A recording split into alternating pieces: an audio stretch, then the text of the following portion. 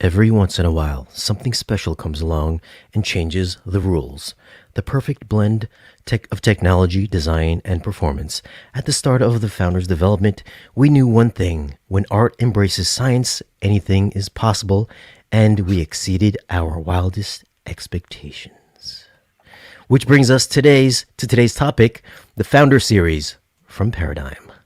Whoa. We're joined by Gene and Don Dunn of Audioholics. What's up? What's up? It's going, man. In a Hey, you world gone sounded a mad. little like Neil deGrasse Tyson there, man. Yeah, He sounds like me. he does. All right, what we got today, Gene?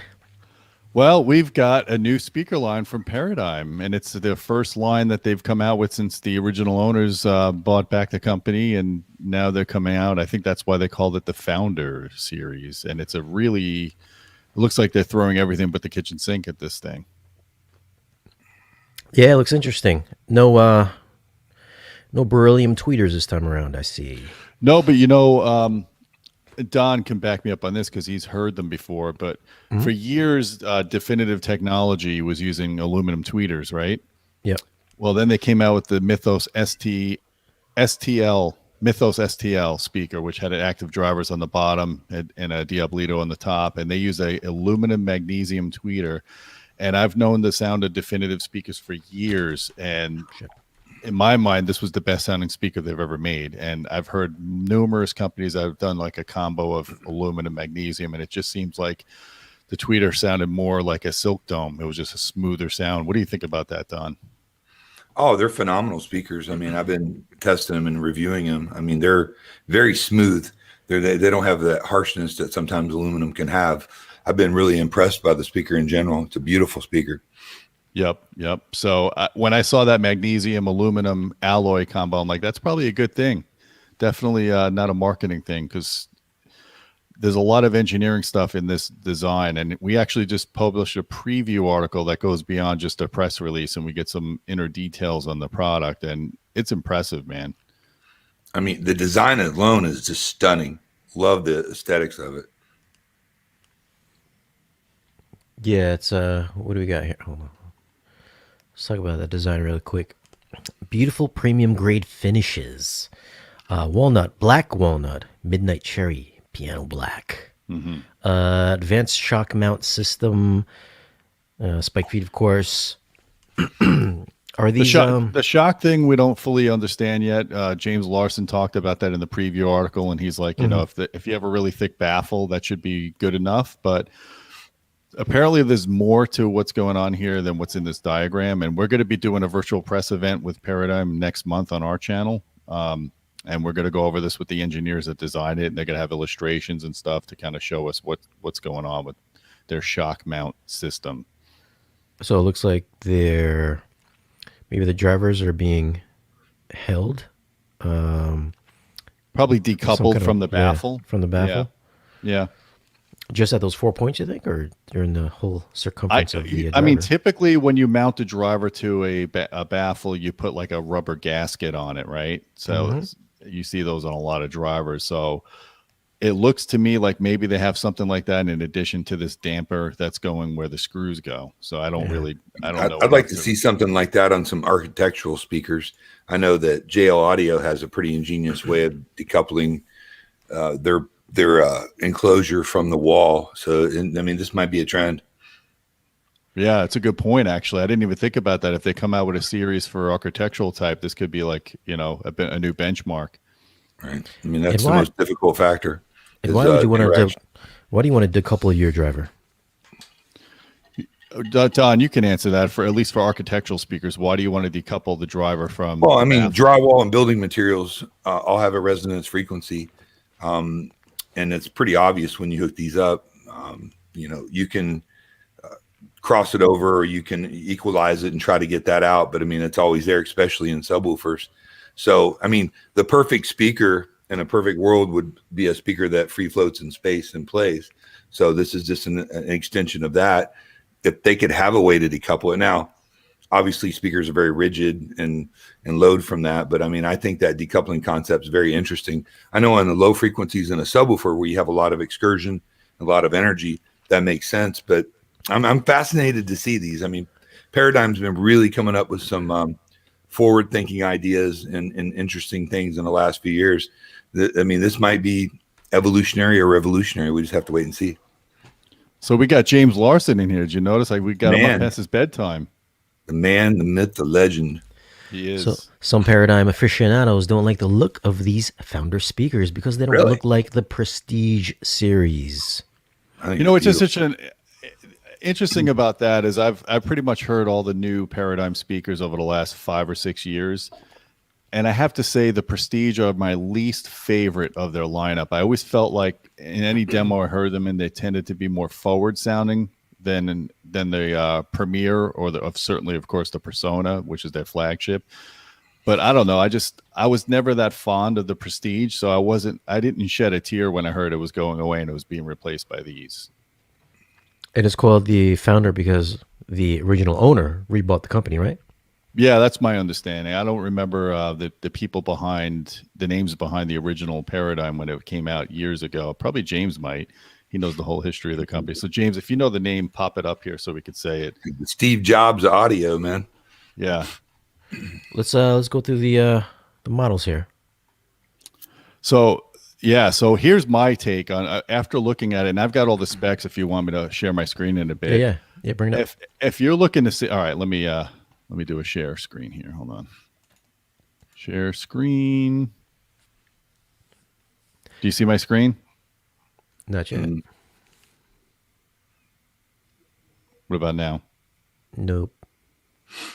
Oh, I'm sorry. It says you have to select the window. Duh, I should know this because I use StreamYard. There we go. Okay. So here we are. Here's all the specs that we have here. So, you got the bookshelf speaker, obviously. Here's the interesting thing. The Founder 70 LCR. Yeah, that thing looks awesome. Yeah, I like that. Yeah, here's that. the thing. If I was putting together a system and I didn't want to spend a ton of money and I know I'm going to have 2 subwoofers in the system already, Yep. I would go with the 70 LCR up front, and you could turn that LCR sideways because it's got a coaxial driver. And normally I'm not a huge fan of coaxial drivers for home theater applications because they tend to not be very efficient, because most of the companies, like you look at the ELACs, for example, they have that little 5-inch woofer with a tiny tweeter in the middle with a small motor structure, and their sensitivity is like 85, 86 dB, right? So that even if you throw a lot of power at it, you start getting compression when you start to want to play it loud. So if you look at this one, all of these speakers have at least a 6-inch driver, especially on the mid-range. I'm always a big proponent of having, a good size amount of surface area on your mid-range. Look at the sensitivity spec. Not one of these speakers is under 92 dB sensitive, even the coaxial one. So that means they have a pretty damn good size magnet on that tweeter to get enough BL in order to keep up with a 6-inch woofer. I have to say right there, and that's not even in the press release. They're not even touting this as a feature. To me, this is a huge feature. Don, you could speak for this. When you put speakers in a large room, if they're not very efficient and you start throwing a lot of power at them, you can run into problems. Oh, totally. And you get some breakup on them, a little bit of dynamic compression. I've noticed that with some of the KEF coaxials is once you get up and playing high volumes, they start to compress pretty heavily that we've used over the years. That the LCR is really interesting because as an integrator, we do a lot of baffle walls and a lot of hidden installations where we'll build it out, and being able to get that musicality and quality that these are promising in a speaker that's going to double as a theater speaker is really interesting. It just offers a lot of flexibility. Yep. So, and then look at the Founder 90C is basically very similar to that, only they just add 2 passive radiators, which actually is advantageous because you don't want ports in a center channel at the rear typically, because you're putting it up against the wall or you're putting it into a cabinet. You would have to stuff those ports, right? And then putting ports on the front of the speaker is kind of unsightly. It doesn't look good, but man, it looks really cool to have these extra driver arrays here and a base and a passive radiator. You have no problems with port chuffing. So it tends to behave better if it's done right. Well, if you look at the forums and the systems, how many people misplace their center channels.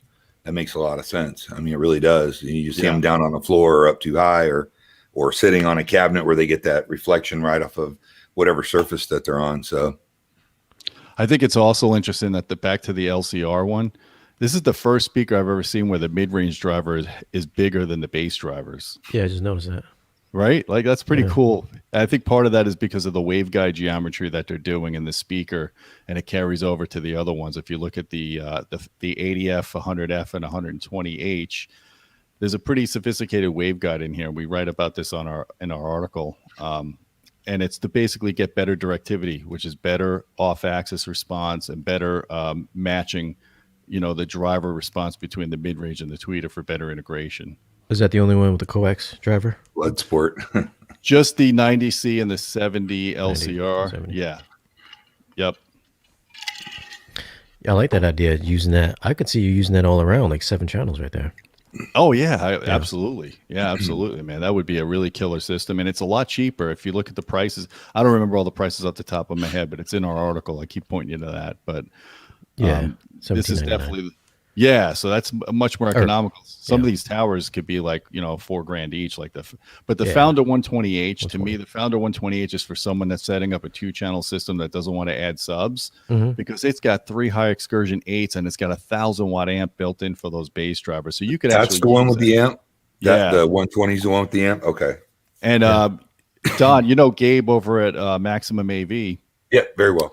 He was testing these. He told me today on the phone that he was testing these in room, and he was measuring, real extension down to 18 hertz out of these speakers, and it shows right here the low frequency, 18 hertz. Wow! And look at That's one strong. thing. Check this out. Most companies, when they tell you the frequency response, they either don't tell you the tolerance, or they tell you plus or minus 3 dB or plus or minus 6 dB. They're telling you plus or minus 2 dB here. They're pretty confident that they've got this speaker well behaved. Have they released the pricing on these? Yeah. I didn't see that. Oh, they have. So what are those towers retail for? So let's go to... Oh, you got the prices? Okay. Yeah, let me open the article here. Sorry. Yeah, so the 40B, which is the bookshelf, is $1,100 each. Okay. Then the 70 LCR, which I think is going to be their best seller in the series, is $1,700 each. Yeah, that's not bad, really. No. Yeah. Then $2,600 each for their small 90C tower, which is only like about 30 inches tall. It's not very big. Yeah. Then and then it goes up from there to $1,850 and all the way up to $4,250 for the 120. But that one has the built-in 1,000-watt amp per channel. That's well under $10,000. I mean, and that's a lot of speaker. Yeah. So one thing I wanted to show you guys that's pretty cool is they use that. I don't know if we have a picture here.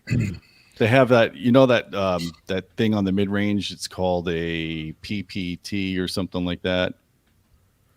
Oh, for power? No, it's basically to break up pressure waves on the honeycomb thing that they use on the front. It looks like a shower. Oh, yeah. It looks like a shower nozzle. Yeah. But it actually it actually works. I would say an acid trip, but not but whatever, man. It's supposed to like disperse the sound, right? It does. It disperses the cone, the pressure on the cone. It's kind of like a phase plug, if you will. Kind of similar, and it works. It's in the Persona, it's in the Premiere as well. Yeah. But check out the bracing in this cabinet, man. I mean, mostly you get horizontal braces in cabinets. They actually put a slanted diagonal brace here for added rigidity. This looks like it's really well built, and I love the fact that the port is on the bottom as opposed. That's cool. Is that cardboard? I hope not. You told him, Gene? I did. I told him I was looking at a speaker with cardboard. Yeah. California toilet paper roll. No, I mean, you could get some there's some advantages to putting the port on the bottom like that. I mean, some of the really, you could do a longer port, you could do a bigger port, and you could get some coupling to the floor so you can actually get more output that way. And it also acts as a low pass filter. So if there's any chuffing at all, but being on the ground like that, it kind of filters that out a little bit. So Gene, I want to point out, if you can kind of see it in that picture. I remember, doing at the audio shows and with the Paradigm rep, and they had the drivers out. And look at the magnet structure and the build of those drivers that's going in there for a tower speaker. I mean, that's substantial. Those look like they could go right into a powered subwoofer. Oh, there's no doubt. And then the surrounds on them, and they've done this for years. They have the ribbed surround, ribbed for her pleasure. For your pleasure.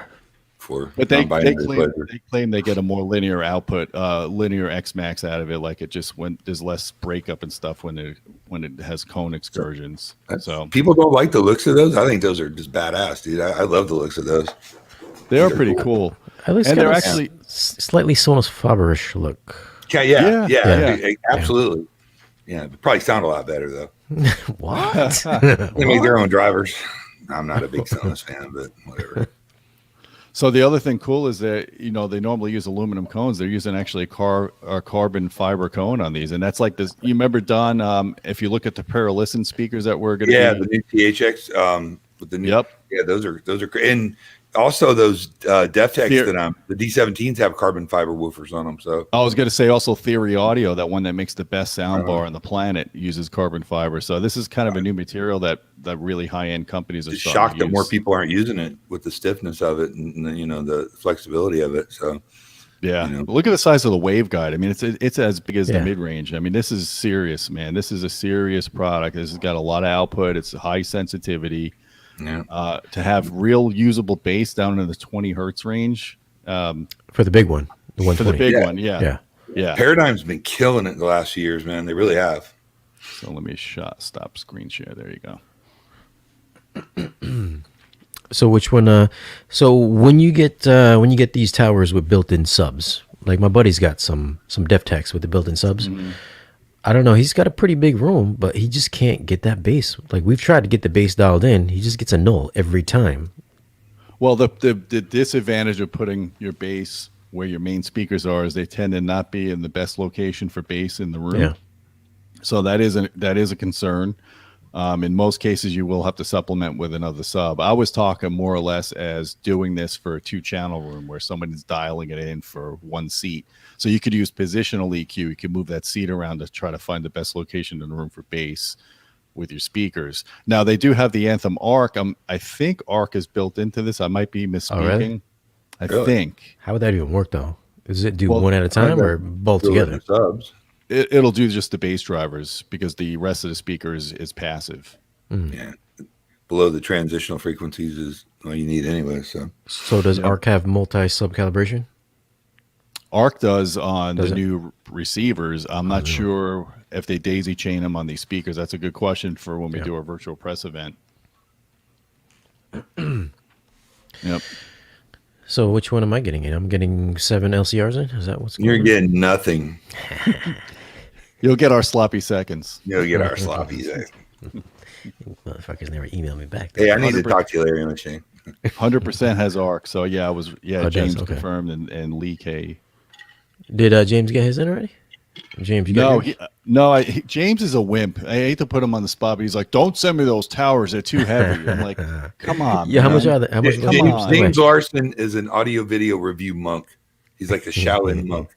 The guy is just above, board. I mean, his reviews are amazing. They are. In fact, I just want to see what speaker he actually picks to own one day. Like when he picks a speaker to own, that's a speaker. Oh, dude, he's got Bose, man. He's got Bose 301s. Does he? Talking about? Oh, yeah. Yeah. I thought he had the lifestyle system. Worth mentioning that Getty's. Yeah, so you guys should read the preview article because we talk about that waveguide and how the geometry on it is similar to what Earl Getty's came up with years ago. Yeah, it's pretty awesome. I mean, Paralisten. Someone's saying Paralisten. Yeah, I can't wait to hear those, man. Yeah. Yeah. Oh yeah, I understand James' concern because he has to put these speakers up on a 5-foot stand.